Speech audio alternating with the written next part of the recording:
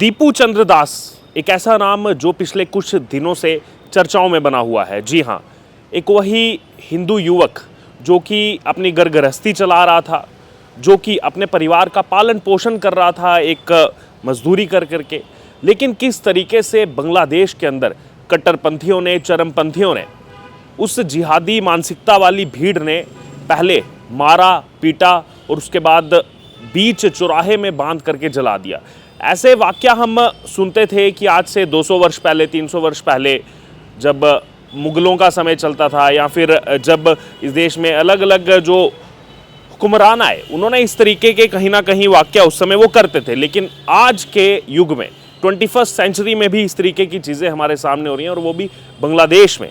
आइए बात करते हैं इस मुद्दे पर। हमारे साथ बातचीत करने के लिए पसमानदा मुस्लिम समाज के जो समिति है, उत्थान समिति, राष्ट्रीय अध्यक्ष एहसान खान इस समय हमारे साथ मौजूद हैं। उनसे सीधे तौर पर बात करेंगे इस विषय पर। एहसान जी, सबसे पहले सीधा सवाल मेरा इसी से जुड़ा हुआ होगा कि जब हम इतिहास के बारे में बात करते हैं तो सुनने में मिलता है कि मुगलों के समय में ऐसी चीज़ें होती थी कि चौराहे बने होते थे, वहाँ पर ऐसे जला दिया जाता था, पब्लिक एग्जीक्यूशंस होते थे।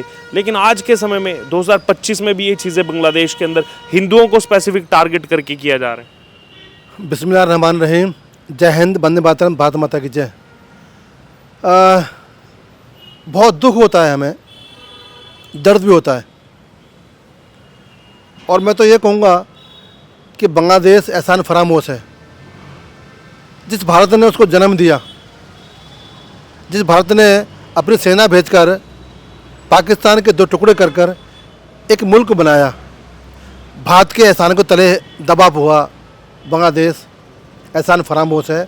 उसने गद्दारी की है हिंदुस्तान से, और अभी आपने नाम लिया कि एक हमारा हिंदू भाई को मारा है। हिंदू नहीं था भाई, वो मेरा हिंदुस्तानी था, वो हम सबका भाई था। और जो हत्या हुई है, मैं निंदा करता हूँ और मोदी जी से निवेदन करता हूँ, अमित शाह जी से निवेदन करता हूँ, रक्षा मंत्री राजनाथ सिंह साहब से मैं निवेदन करता हूँ कि बांग्लादेश में रह रहे हमारे हिंदुस्तान के हिंदू, सिख, बौद्ध, जैन, उनको हिंदुस्तान में लाया जाए, हिंदुस्तान में बसाया जाए, और हिंदुस्तान में जो रह रहे रोहिंग्या बांग्लादेशी अवैध जो रूप से रह रहे हैं उनको खदेड़ा जाए, भगाया जाए। अब हमें हिंदुस्तान में रह रहे बांग्लादेशियों से कोई प्यार दिखाने की, स्नेह दिखाने की आवश्यकता नहीं है, क्योंकि बांग्लादेश जो कर रहा है हमारे साथ में, हमारे हिंदू भाई को साथ में या हिंदुस्तानी को साथ में, वो शर्मनाक है। चाहे पाकिस्तान हो, चाहे बांग्लादेश हो, ये दोनों देश गद्दार हैं, दगाबाज हैं, धोखेबाज हैं। इनकी सरकारें धोखेबाज हैं, इनके रहनुमा धोखेबाज हैं, और हिंदुस्तान की पीठ में छुरा भोंकते हैं। हम इनको पानी भेजते हैं, हम इनको सब्जी भेजते हैं, हम इनको फल भेजते हैं, हम इनको आर्थिक मदद भी करते हैं, और हमारी पीठ में छुरा भोंकते हैं। हमारे हिंदुस्तानी नागरिकों को जो रह रहे हैं, जो बसे हुए हैं, उनको आए दिन मारते हैं, मंदिरों को तोड़ते हैं, गिरजाघरों को तोड़ते हैं, गुरुद्वारा को तोड़ते हैं। मैंने देखा था पाकिस्तान के जो पंजाब प्रांत है, सिख समुदाय अपने वाहेगुरु की प्रार्थना करते हुए वाहे गुरु ये प्रार्थना करते हुए उन परिवारों को मार दिया, गुरुद्वारा को जला दिया। तो दोनों जो पड़ोसी मुल्क हैं, ये गद्दार हैं, नमक हराम हैं, और ये क्रूर हैं। इनसे हमें कोई भी रिश्ता नहीं रखना।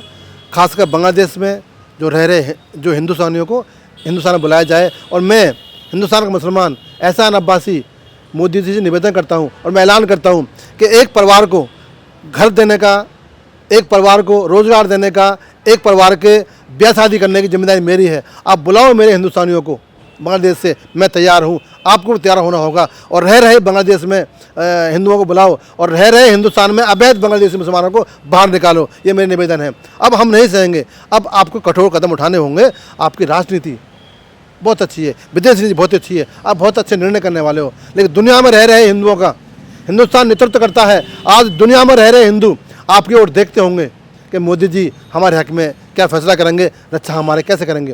चाहे पाकिस्तान में रह रहे हिंदू हो, चाहे बांग्लादेश में रह रहे हो, चाहे विदेशों में रहे हो, हमारे हिंदुस्तानी, आप सबकी जिम्मेदारी आपकी है। आपको कठोर कदम उठाने होंगे, ये मेरे निवेदन है।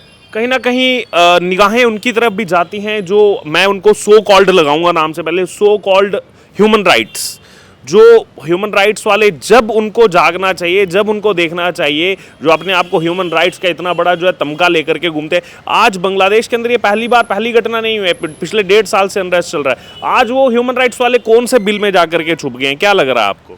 अर्जुन जी, आप 1.5 साल बोल रहे हो, 2 साल बोल रहे हो, हम तो 70 साल से अपने भाइयों की हत्या देखते आ रहे हैं, चाहे नापाक पाकिस्तान हो, चाहे बांग्लादेश 2 साल से कर रहा है। शेख हसीना थी, तब तक उसने हमारे हिंदुस्तानियों पर अत्याचार नहीं किया।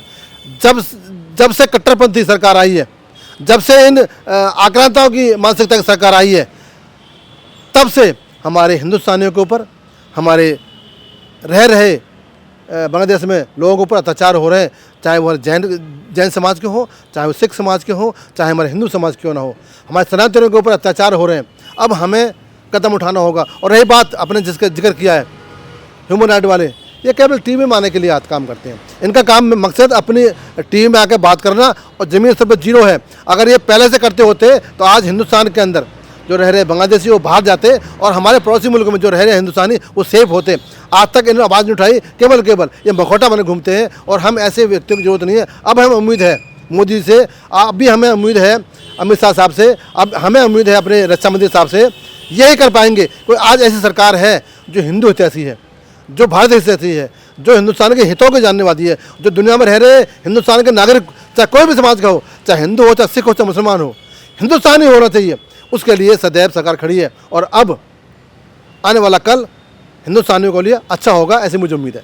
यहाँ पर भी कुछ ऐसे सो कॉल्ड लिबरल गैंग वाले हैं, सो कॉल्ड जो अपने आप को तथाकथित जो है बुद्धिजीवी कहते हैं, वो भी एक गैंग है जिनको यहाँ से पैलेस्टाइन का दर्द तो बहुत जाग जाता है उनको कि पैलेस्टाइन में कितना कुछ हो रहा है, जो यहाँ से कई हज़ारों किलोमीटर दूर है, लेकिन साथ में बांग्लादेश है, वहाँ पर हिंदुओं के साथ पिछले 1.5-2 साल से क्या हो रहा है। और अभी ये जो घटना हुई है इसके बारे में भी लगता है उन्होंने अपने मुँह पर टेप लगा दी है।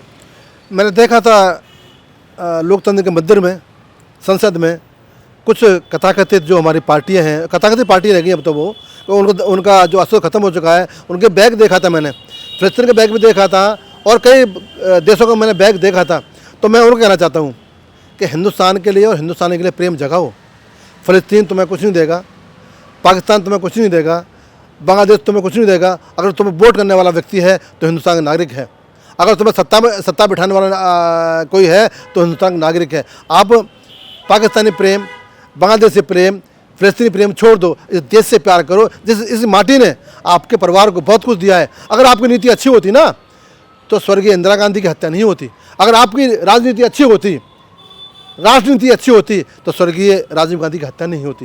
ये कहीं ना कहीं आपकी गलत नीति के हिसाब से, गलत आपकी राजनीति के हिसाब से ये दो जाने गई हैं जो कि महत्वपूर्ण जाने थी, वो देश के लिए कुर्बान हुए। आप ये ऐसा कहते हो, लेकिन आपकी नीति गलत थी, इसीलिए उनकी जाने गई हैं। आज सरकार बदल गई है, आपको भी बदलना होगा और देश से प्यार करना होगा और हर हिंदुस्तानी से प्यार करना होगा, जो कि आपके मन में अगर प्रेम है तो देश के लिए होना चाहिए। मुझे अभी भी याद है कि अब से अगर चले जाएं 6 साल पहले जब ये चर्चा शुरू हुई थी CAA की, सिटीजनशिप अमेंडमेंट एक्ट की, पड़ोसी 6 जो देश हैं वहाँ से जितने भी जो हिंदू हैं, सिख हैं, जो माइनॉरिटीज़ हैं वहाँ पर CAA के ज़रिए उनको नागरिकता देने की बात थी और विपक्ष ने बहुत बवाल किया था, क्या ज़रूरत है क्या।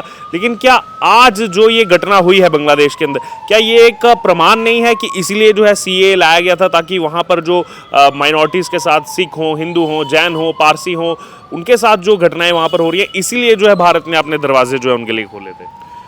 बहुत अच्छी बात की आपने, बहुत अच्छा सवाल पूछा मेरे से आपने।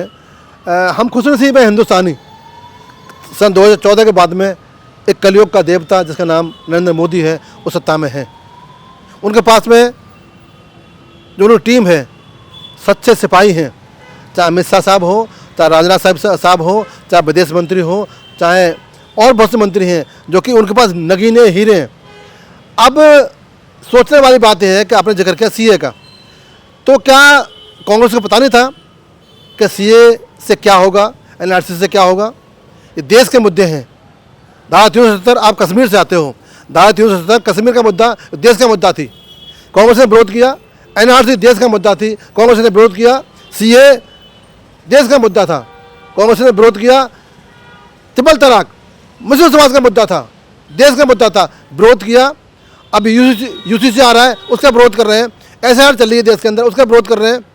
कांग्रेस को चिंतन मंथन करना चाहिए। कांग्रेस को मानव निर्माण कर, मानव चिंतन कर, मानव तप करना चाहिए कि हम क्या करने वाले हैं। ये वही देश की ताकतें हैं जो देश को कमज़ोर कर रही हैं। ये वही विपक्ष की ताकत है जो देश के मुद्दे को भी विरोध करती हैं, राष्ट्र हित के मुद्दे का विरोध करती हैं। आप मोदी जी से विरोध करो, मोदी जी का विरोध करते करते अब राष्ट्र के मुद्दों का विरोध कर रहे हो, राष्ट्र का विरोध कर रहे हो, तो कहीं ना कहीं देश जानता है, देश देख के गया है, और इसीलिए आप मुट्ठी भर लोग साथ लेके बैठ गए हो।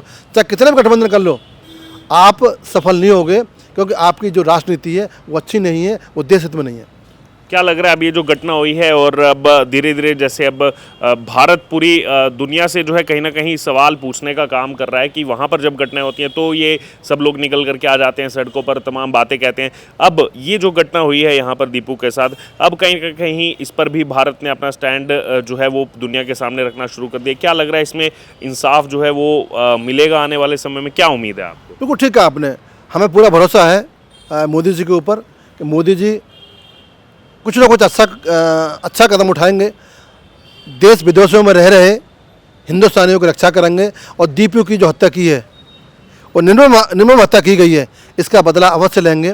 चाहे वो अपने फैसलों द्वारा, चाहे वो विदेशी जो ताकत है जो देश को देख रही है उनको रोकेंगे, और जो देश के अंदर है जो सपोले बैठे हुए हैं, जो दो मुँह सांप बैठे हैं, उनको भी वो इलाज करेंगे, ऐसी मुझे पूरी उम्मीद है। और मैं फिर कहना चाहता हूँ मोदी से कि मोदी जी आपको कड़े कदम उठाने होंगे, और देश विदेश में रह रहे हिंदुस्तानियों की रक्षा करने के लिए आपको कोई ना कोई कठोर कदम उठाए जाएंगे, जिससे कि हमारा विदेशों में रह रहे, बांग्लादेश में रह रहे, पाकिस्तान में रह रहे हिंदुस्तानियों की रक्षा करने के लिए आपको जाना जाता है। और अब मुझे उम्मीद है कि इसका अवश्य आप एक परिणाम लाएंगे, और देश आपको देख रहा है उस निगाह से कि हमारे रक्षक, हमारा देश का सेवक, हमारा बड़ा भाई और हमारा कलियुग का देवता हमारे साथ खड़ा हुआ है। इसी उम्मीद से मैं आपसे निवेदन करता हूँ कि आप बांग्लादेश में रह रहे हिंदुस्तानी, सिख, बौद्ध, जैन, हिंदू सबकी रक्षा करने के आगे आएंगे, और जो विदेशी ताकत है जो देश को बरगलाती है, जो देश को एक गंदा माहौल देने की कोशिश कर रही है,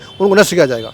तो ये आपने सुना हमारे साथ पसमानदा मुस्लिम समाज राष्ट्रीय उत्थान समिति के राष्ट्रीय अध्यक्ष एहसान अब्बासी खान। उन्होंने अपनी पूरी बात रखी जो बांग्लादेश में घटनाक्रम हुआ, जिससे कहीं ना कहीं पूरे देश को झकझोर करके रख दिया है, और कहीं ना कहीं विपक्ष की इसमें किस तरीके की भूमिका नजर आ रही है। पैलेस्टाइन की जिनको बहुत चिंता होती है, लेकिन बांग्लादेश में हिंदुओं के साथ क्या हो रहा है, क्या घटना हो रही है वो नजर नहीं आता है। उस पर भी अपनी चर्चा रखी है। आपकी इस पर क्या राय है आप जरूर हमारे साथ कमेंट बॉक्स में शेयर करें। बने रहें तमाम अपडेट्स के लिए विशेष खबर के साथ।